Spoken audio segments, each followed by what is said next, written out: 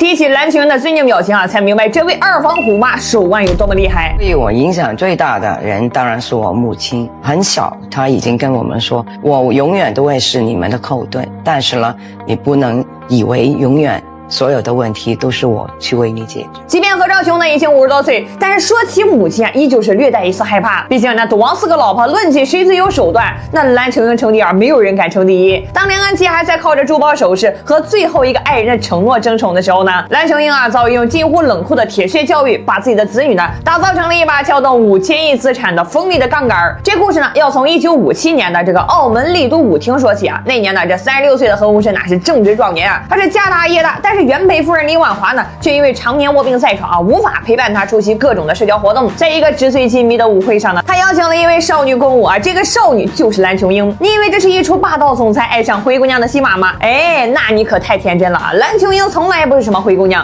她的祖父呢蓝银南啊，曾是军队少将，父亲呢也是黄埔军校出身啊。虽然说家道中落呢，但是他骨子里流淌的是军人家庭的骄傲和谋略。而彼时的何鸿燊缺的是什么呀？他缺钱吗？他不缺钱，他缺的是权。他敏锐地嗅到蓝秋英背后的家世是他打通人脉、稳固商业帝国的绝佳助力。于是呢，一场看似是义务定情的邂逅啊，实则是一场各取所需的资源互换，就此拉开了序幕。但是啊，摆在赌王面前的第一个难题啊，就是名分。他当年迎娶原配李婉华的时候呢，遵的是葡萄牙的一夫一妻的法律，并曾许下过承诺啊。可现在呢，他为了把这个蓝秋英娶进门啊，他转头呢就搬出了当时在港澳地区尚未失效的大声律例啊，主张纳妾合法。他甚至给病榻上的李婉华下达了最后的通牒：我不能一辈子当个和尚，家大业大的，我需要一位女性来操持家务啊，并时常陪伴我左右。原配李婉华呀，这个出身澳门紫银河贵族啊，这个在赌王发迹早期呢，动用全部家族势力去帮他拿到第一桶金的糟糠之妻，在疾病和丈夫的绝情面前，只能是忍痛妥协。但他呢，也提出了最后一个条件啊，可以进门，但是何鸿燊呢，不能公开蓝秋英的身份。面对如此羞辱的要求呢，蓝秋英呢，展现出了他超越年龄的第一个特质——隐忍。他不仅自己忍了下来，这一忍呢，就是整整15年。在这15年里啊，赌王为他在香港的渣甸山呢，购置了900多平米的这个豪宅，让他远离澳门大房的视线。他成了那个看不见的何太太，在外边啊，没有人称呼她何太太，只叫她蓝小姐。他生下的大女儿何超琼呢，甚至在长達10年的時間里，都不敢去公開承認自己的父親是何鴻燊。我媽媽係一個好傳統嘅人，所以佢咧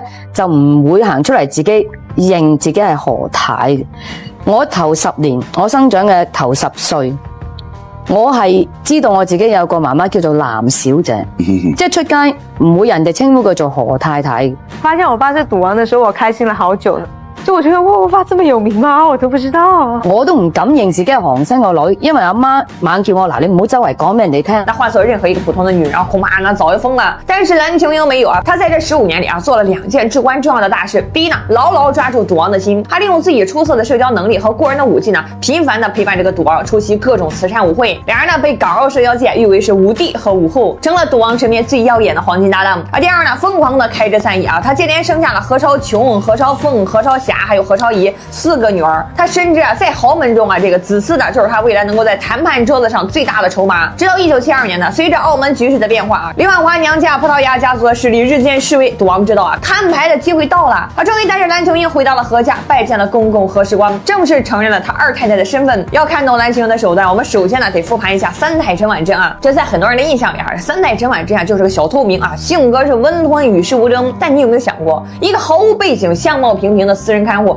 憑什麼能夠一步登天，成為賭王的3太太呢？這一切啊都得從大房李婉華的絕地反擊說起啊。這80年代初呢，大房一脈啊遭遇了毀滅性的打擊，長子車禍身亡，長女瘋癲。病榻上的李婉華呢，雖然說身體垮了，但是腦子他沒壞呀。他清楚地意識到自己那個曾經輝煌的葡萄牙家族勢力，在風雲變化的時局呢，和藍秋英的背景面前已經是全面潰敗。藍秋英此時在做什麼呢？他在獨大，賭王身邊的社交舞伴是他，出席慈善晚宴的是他，在公司安插親信的也是他。那鴻燊雖然是皇，但他的朝堂之上站滿了藍黨。李婉華不甘心啊，他自己已經時日無多了，他必須在死之前呢，給這個藍秋英埋下一顆釘子。這顆釘子啊，他不需要多鋒利，但是必須得是足夠聽話，足夠惡心人。於是呢，陳婉珍登場了。李婉華為什麼會選擇陳婉珍呢？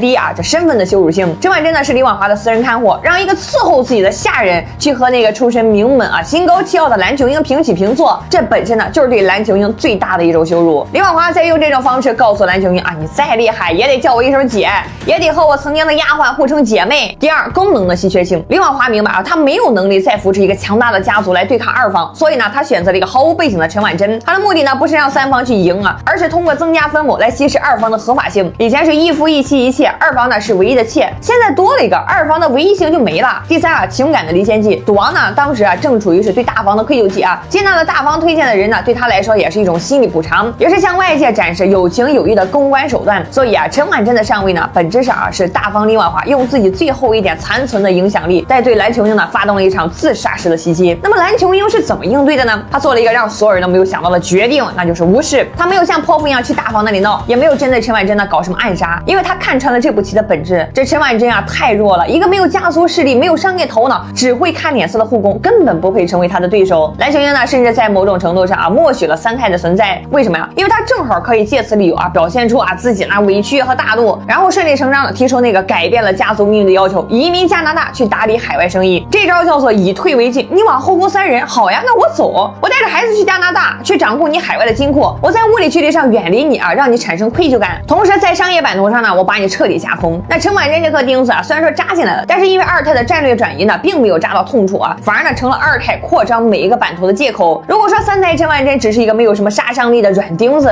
那么接下来的这位啊，才是赌王何鸿燊亲自磨亮了来刺向蓝琼英的利刃，他就是四太梁安琪。这1986年的赌王65岁了，按理来说啊，你说这个年纪了，已经不适合再折腾了。那家里有病的有病，有权的有权，你听话的听话，似乎格局已经是很平衡了。但为什么赌王偏偏在这个时候要冒天下之大不韪，迎娶比自己小39岁的梁安琪呢？而且啊，还要给他那个著名的承诺，你是我最后一个爱人，是因为爱情吗？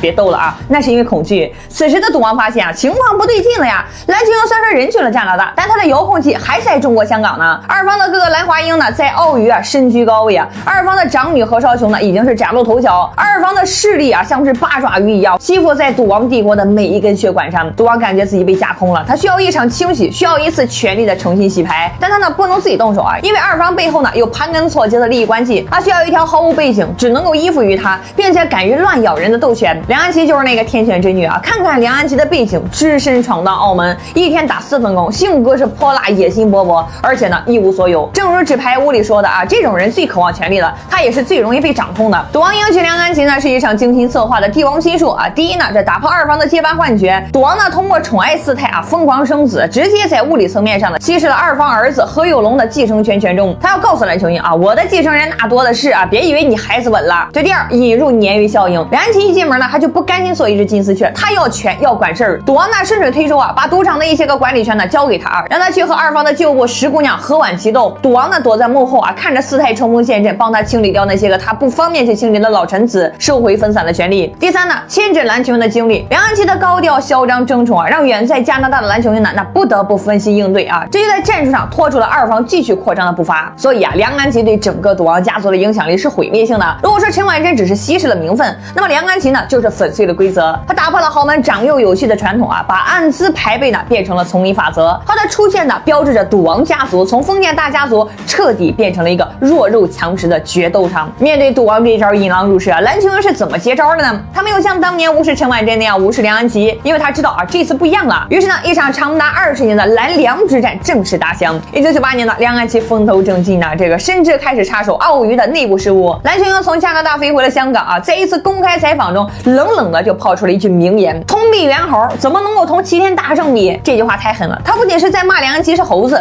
更是在强调自己是齐天大圣的地位。他还讽刺赌王呢有其人之福，没其人之能，直接打了丈夫的脸。梁安琪怎么回的呢？他没有引经据典啊，他直接开骂：何太只有一位，那我是谁呀？我想他是更年期吃错药了，乱讲话。这一回合呢，看似梁安琪嘴上占了便宜啊，其实是暴露了他的底色，泼妇骂街。而梁安琪的嘲讽呢，则充满了上位者的傲慢与不屑。他在提醒所有人，我是制定规则的人，而你呢，只是破坏规则的野蛮人。2001年呢，赌王80大寿啊，这是四方争宠的巅峰时刻。梁安琪呢，为了抢风头，豪掷50万，在君悦酒店摆了50桌鲍鱼宴，请来了全香港的媒体，把赌王哄的那是眉开眼笑啊，还在嘴对嘴喂蛋糕啊，极尽是高调智能事。蓝琼英呢，他没有跟四太比谁的鲍鱼更大，他做了一件让所有人都闭嘴的事情。他在之后呢，为赌王呢举办了一桌啊只有19桌的寿宴，虽然说桌数少，但是请来的宾客全都是香港最有权势的政商名流，包括李嘉嘉诚等这个顶级富豪，而且呢，在这个寿宴上宣布，我们呢将捐出所有的礼金啊，并凑够整数捐给慈善机构，为社会祈福。这一招降维打击，直接把梁安琪那场奢华的抱怨啊，衬成了暴发户的堂会。蓝青才告诉外界，四房是在玩，我们二房呢是在立德，这才是正宫的气度。当梁安琪忙着生孩子，忙着在媒体面前秀恩爱，忙着在赌场里抓几个爹妈仔的权利时，蓝青在干嘛呢？他在猎人。他对自己的教育啊，看成是军事化管理啊。他给每一个孩子发了一个小本子，表现好呢就贴星星啊，集齐50颗才能换一次奖励。他对长女何昭琼呢，更是寄予了全部的厚望。何昭琼10几岁的时候呢，就被送去了美国留学，母亲呢在纽约曼哈顿啊给他买了公寓，但他呢每天要完成3件事：跑3公里，背诵《华尔街日报》头版，用英語寫家族產業分析日記。我唔接受你話我唔記得，我唔知道，我唔明，或者我漏咗，係唔得嘅。即係我媽咪嘅字典就冇呢啲字嘅。他上學時候只考了第2名，根本不敢把成績單拿回家。阿媽咧就對我嘅要求期望好高啊！啊，喂！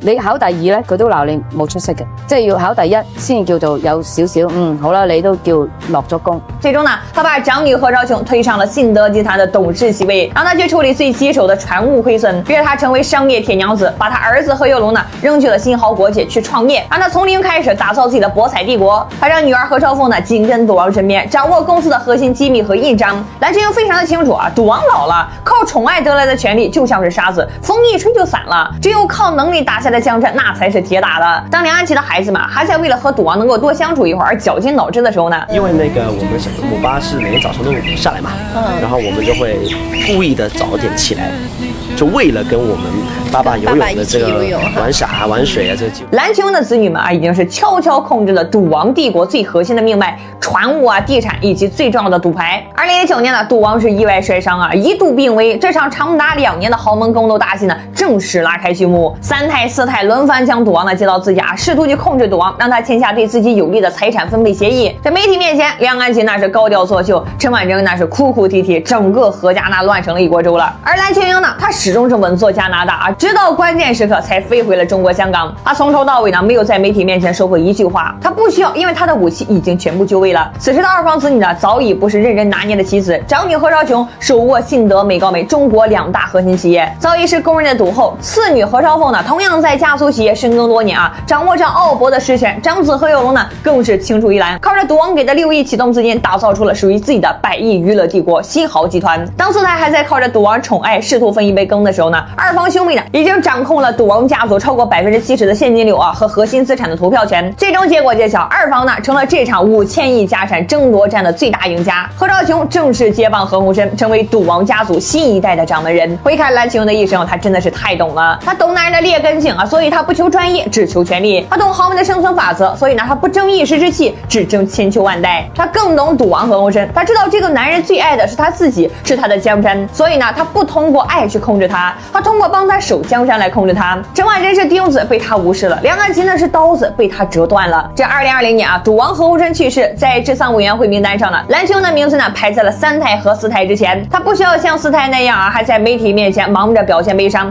他只需要去靜靜地看着自己的女兒何昭瓊站在靈堂的 C 位，代表整個家族向世界去宣讀悼詞。2022年呢，藍青瑩因病去世，享年79歲。他去世之後呢，做出了最後一個也是最耐人尋味的決定，他主動放棄了部分現金遺產，只為換取一個合葬權。這個決定呢，讓外界譁然啊，但是在深谙豪門規則的人看來，這才是他一生中最狠的一步棋。錢，他的子女啊，已經幫他賺到了幾輩子都花不完的數額，但是合葬權象徵的是無人能及的正統地位。當他的骨灰與賭王合葬的時候呢，旁邊的空位啊，留給了那個早已被歲月塵封的原配李萬華。他用這種方式呢，向所有人宣告，無論你們如何爭鬥，最終能夠和他並肩長眠的只有我們。那一刻呢，所有的爭鬥都畫上了句號。藍青瑩這個14歲就闖入名利場的女人，用一生的隱忍和謀略，向世人證明了，在豪門裡啊，笑得最響的不一定贏，但是活得最穩的才是最終的王。他沒有得到一生一世的雙人的愛情，但他得到了一個女人在男權社會裡啊，所能夠達到的權力的巔峰。這或許呢，就是他想要的圓滿。